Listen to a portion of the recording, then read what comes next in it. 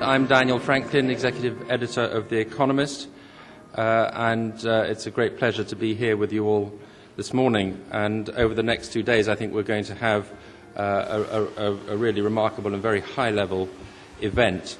And we're starting, of course, with someone who needs no introduction, Lord Mandelson, Secretary of State for Business, Innovation and Skills, and we're delighted to have you here for our keynote speech. Thank you.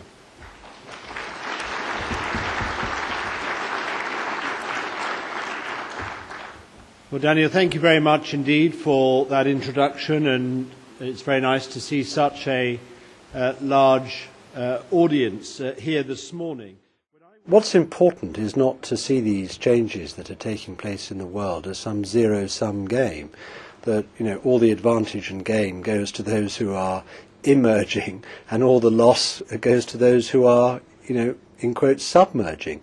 That's not how the world's economy works, and it's not how it's going to develop. What we want to see is stable, balanced, sustainable growth amongst developing countries, so that their markets grow, their incomes and spending power grows, so that they consume more goods and services that we produce, but also produce themselves in ways to which we are able to contribute different elements, components in what are becoming global supply chains, embracing the emerging economies. So that's the way the world is going, and we have as much to gain from it as the developing countries themselves.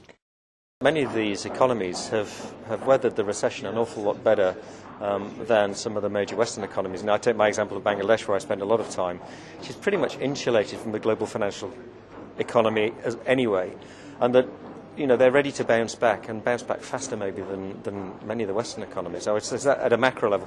At a level associated with my particular industry, I've heard a lot of people talking about things which I've seen on the ground myself, and I know now, I know the truths. I know that people have an urge for education, for better literacy, for more power, so that they can live their lives electronically. What above and beyond aid could the rich world, say the Northern Hemisphere, do best for countries like Rwanda at the moment? Invest in Rwanda. Yeah.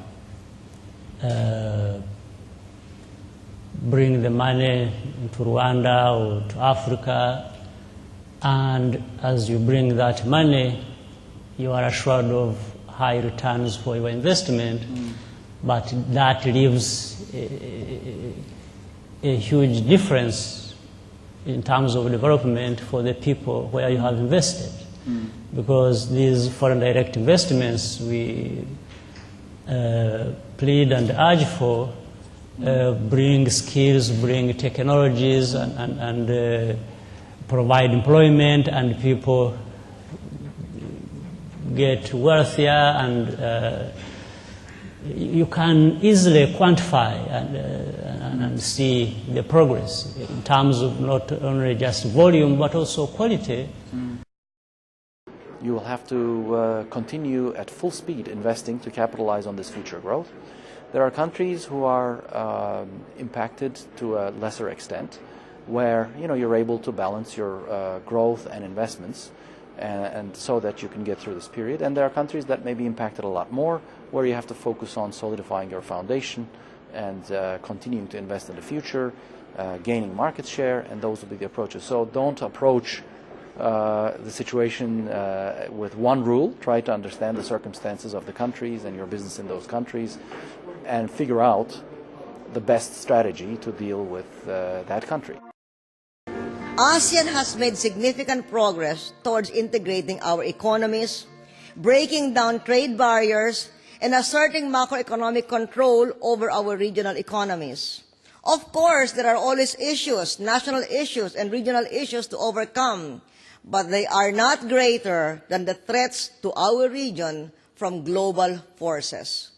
But in spite of the need to urgently address global economic policy considerations, my outlook for emerging markets is very positive. The best opportunities for the medium term are found in Asia for several reasons. First, we have a healthy financial system that remain stable and ready to support growth. Our region's banks are virtually free of toxic assets. They have not needed government bailout money. Years of trade surpluses and high savings rates have contributed to record foreign reserves. Debt loads for governments, corporations, and consumers are a fraction of those in the US and Europe. I think there is a violent agreement that developing and emerging markets will get increasingly more important on the global stage.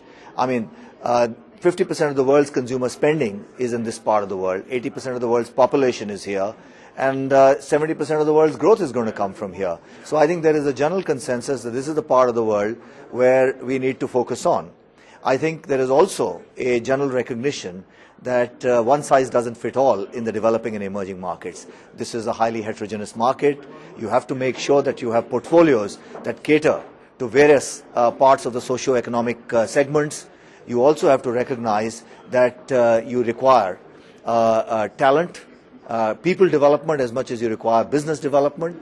And the last bit, the exciting bit, I guess, is that this is not only about market share, but about market development.